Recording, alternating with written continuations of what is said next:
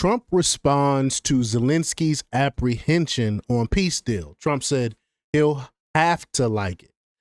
Good. They need to force this dude's hand. I mean, the only reason Zelensky don't want to end the war is because he became a millionaire off this war. He made millions upon millions of dollars because of this war. He has a reason to keep this thing going.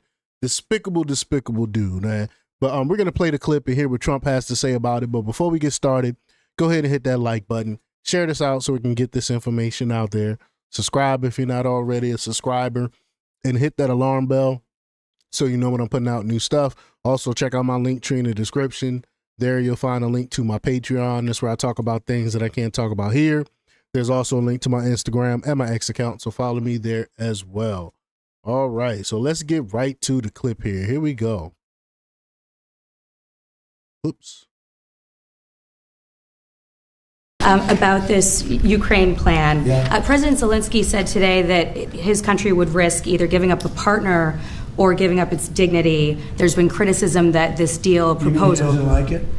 It's unclear. He was sort of tenuous about it. He'll have to like it, and if he doesn't like it, then, they should just keep fighting, I guess, The suggestion that he made, though, was that if he doesn't accept it, that the U.S. would pull back its support for Ukraine. Is that... Well, at some point... We should pull it back. I mean, I don't... Why are we spending all of our tax dollars for this country, and we ignore the Nazi emblems and stuff that this country Ukraine have their whole regiment of Nazis and stuff like that in mainstream media pretended for years like that didn't exist. Why are we still funding this war? Why are our American tax dollars still going to Ukraine when we got people here that can use that money? We can use that money here to fix a lot of our issues that's going on right now.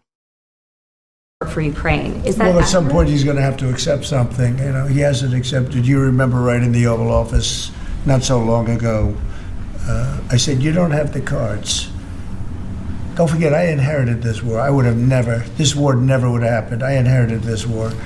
And I thought he should have made a deal a year ago, 2 years ago.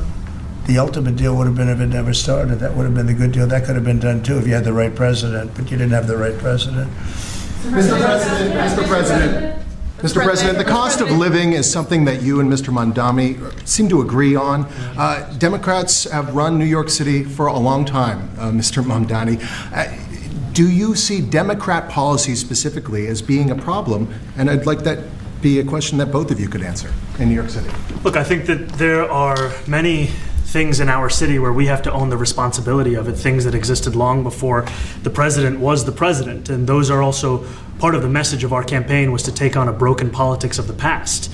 And I ran against a number of candidates who represented different versions of that past. And what we found time and again is that working people were left behind in the politics of our city. And what we're looking to do is put those people right back at the heart of our politics so that we don't have a situation where we're in the wealthiest city in the history of the world, and yet 1 in 5 can't even afford $2.90 for a Metro card. Mr. President, we had some interesting conversation, and some of his ideas really are the same ideas that I have. But a big thing on cost, the new word is affordability. Another word is just groceries. It's sort of an old-fashioned word, but it's very accurate. And they're coming down high. They were...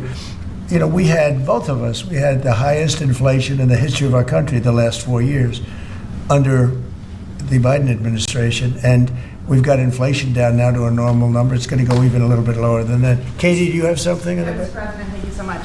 Mr. Mamdani often talks about New York City being covered by international law, that they will follow international law. Doesn't often talk about the U.S. Constitution.